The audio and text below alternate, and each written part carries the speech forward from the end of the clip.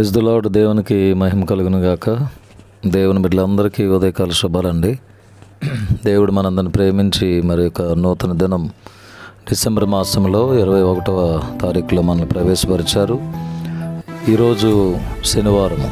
దేవుడు మనకిచ్చిన ఈ ఉదయకాల సమయాన్ని బట్టి మనమందరము దేవునికి కృతజ్ఞతాస్తుతులు చెల్లింపబద్ధమై ఉన్నాం. ఈరోజు దేవుడు మనకిస్తున్న వాగ్దానము యెషయా గ్రంథము 55వ అధ్యాయము 3వ వచనము. దావీదునకు చూపిన శాశ్వత కృపను మీకు చూపుదును. దావీదునకు చూపిన శాశ్వత కృపను మీకు చూపుదును. ప్రియులరా, చాలా శ్రేష్టమైన వాగ్దానమును దేవుడు ఈరోజు మనకు అనుగ్రహిస్తున్నారు. దావీదునకు చూపిన శాశ్వత కృప ఏమిటి అని మనం గమనిస్తే 89వ కీర్తనలో 20వ వచనం మనం గమనిస్తున్నప్పుడు అక్కడ 7 విషయాలు నాకు చాలా బాగా నచ్చినాయి. 89వ కీర్తన 20వ వచనం నుండి కొన్ని మాటలు మనం గమనిస్తే దావీదునకు దేవుడు చూపిన కృప ఎంత అద్భుతంగా ఉంటుందంటే, 1, దేవుని చెయ్యి అతనికి తోడుగా ఉన్నది. 2, దేవుని బాహు అతన్ని బలపరిచింది దావీదు గారిని. 3, ఏ శత్రువు అతని మీద జయం పొందలేదు. 4, దోషకారులు అతన్ని బాధపరచరని దేవుడు వాగ్దానం ఇచ్చాడు.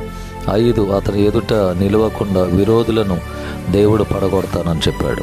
6, అతని మీద పగపట్టు వారిని మొత్తుతానన్నాడు. 7, ఆకాశము ఉన్నంత వరకు అతని సింహాసనమును నేను నిలుపుతానని చెప్పాడు. ఇది చాలా అద్భుతమైనటువంటి 7వది చాలా అద్భుతమైన మాట. ఆకాశము ఉన్నంత వరకు అతని సింహాసనమును నేను నిలిపేదను. శాశ్వత కాలము వరకు అతని సంతానమును నేను ఉంచుతానని దేవుడిచ్చినటువంటి చక్కటి శాశ్వత కాలము వరకు అతని సంతానమును, ఆకాశం ఉన్నంత వరకు అతని సింహాసనమును నేను నిలిపేదను. అద్భుతమైన వాగ్దానం.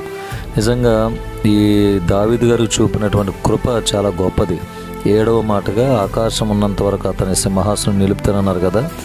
ఈ రోజు వరకు కూడా దావీదు నుండి వచ్చినటువంటి సింహాసనమే యేసుక్రీస్తు ప్రభువారు మనం చూస్తాం.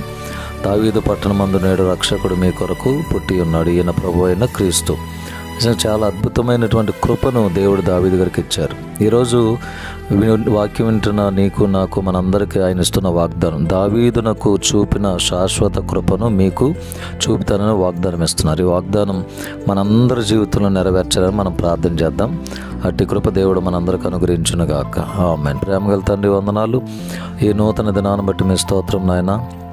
ఈ దినమంతా మీ కాపుదల మాకు దయచేయండి. దావీదునకు చూపిన శాశ్వత కృపను నేను మీకు చూపుదనన్నారు ప్రభా.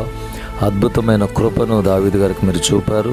మీ చేయి తోడుగా ఉంచారు. మీ బాహువు అతన్ని బలపరిచేటట్లు చేశారు. ఏ శత్రువు అతని మీద జయం పొందకుండా కాపాడారు. దోషకారులు అతన్ని బాధపరచజాలని చెప్పారు. అతని ఎదుట నిలవకుండా విరోధులను పడగొడతానని చెప్పారు. అతని మీద పగపట్టు వారిని మొత్తుతానన్నారు ప్రభా. ఆకాశం ఉన్నంత వరకు అతని సింహాసనమును నిలుపుతానని వాగ్దానం ఇచ్చారు. ఆ వాగ్దానం మీరు స్థిరపరిచారు.